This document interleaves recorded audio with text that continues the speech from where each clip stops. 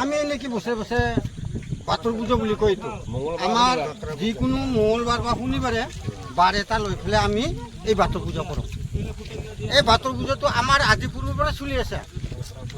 বাকৰা পূজাও বুলি কয়, বাতৰ পূজাও বুলি কয়, এইটো বাকৰা পূজাই একচুৱেলি। আৰু আমাৰ ইয়াতে নহয়, প্ৰত্যেকটা গাঁওখনতে কৰে, প্ৰত্যেক ৰাভা চুকতে কৰে এই বহাগৰ মাহতে। এই পৰম্পৰা আমি ৰখাৰ কাৰণে আমি প্ৰচলিতৰ কাৰণে চলিয়ে থাকোঁ আৰু নৱপ্ৰজন্মলৈকে চলি থাকোঁ। ইয়াকে কৈ আমি আজি এইখিনি খালা বুন্তি লগাইছোঁ। আমি ৰাইজে গঞা ৰাইজে গোট খাইছোঁ। এতিয়া গোটেই সবে ৰাইজে দেখাই পাইছে। গতিকে আমি আজি গোটেই আম দেং, কাঁঠাল দেং, এই সূতা দেং, এই কিবা শকা দেং, এই এনেকৈ এই আমি বহুত ধৰণৰ বস্তু দেং। আমি কল ফল ইত্যাদি আম কাঁঠাল যত যি আছে ফল মূল আমি এইটো আমি দেৱ দেৱতাক আগবঢ়াম, যাতে আমাৰ ক্ষতিগ্ৰস্ত নোহোৱা ৰাইজৰ এই বুলি আশীৰ্বাদ লওঁ। আমি এই আশীৰ্বাদ কৰি পেলাই আমি গঞা ৰাইজে সেয়া সেয়া কৰি আমি বছৰে এইটো পালন কৰি আছোঁ আৰু নৱপ্ৰজন্মলৈকে চলি থাকোঁ বুলি আমি আশা।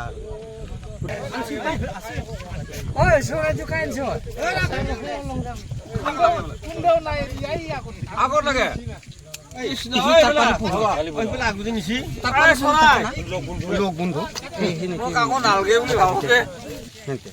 এনেকৈ আম খায়, কাঁঠাল খায়, যি খায় এনেকৈ আমি দিওঁ।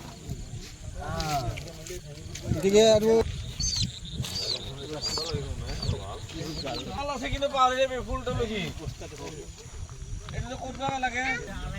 এই আমি আৰু চৰাই চানাও দিওঁ এনেকৈ অলপ ফালি ফুটা মাৰি পেলাই সিন্দুৰি দি এনেকৈ এইটো আমি এৰি দিওঁ, এৰি দিয়া যায়। এইটো আমাৰ প্ৰচলিতৰ পৰা চলি আছে আৰু চলিয়ে থাকক। এই আমি এৰি দিলোঁ, এই থুৰিৰ মাজত আমি এৰি দিলোঁ। ইয়াত আমি এৰি দিলোঁ বাধা বিঘিনিগিলাখান দূৰ হোৱাৰ কাৰণে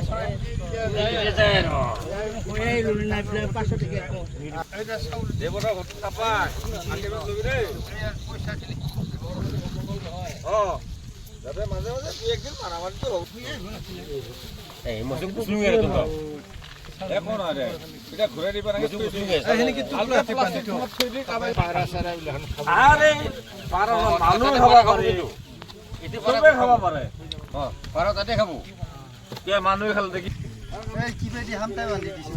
এই তাৰ চচ ওলাই পেলাই হামটাই বান্ধি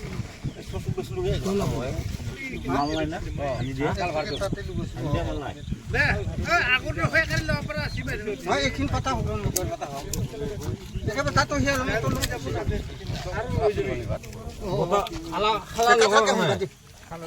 নাকি হোমকা হে বিলাইছে আমাৰ তাতে বনোৱা তাকেতো যোগাৰখিনি বতা দি আছে তাতে হয় না। হৰিবল টেঙা দে, হৰিবল টেঙা পিছফালে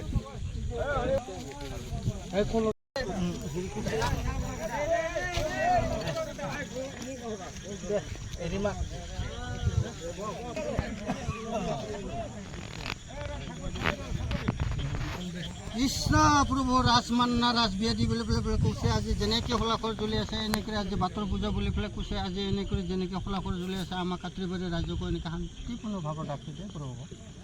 ইয়াকে স্মৰণ কৰিছোঁ আজি গোপাল জগন্নাথক চিন্তা কৰি। জয় কৃষ্ণ চিন্তি ঘূৰিবল ঘূৰিবল ঘূৰিবল আৰু একবাৰ ঘূৰিবল ঘূৰিবল ঘূৰিবল জয় ঘূৰিবল জয় ৰাম বলা বছৰে দেৱতা বুলি কৈছে। ততে যাবি দেই এই আম চব আম চব কাটাল খাওঁ কাটাল দিছোঁ এই কৰি না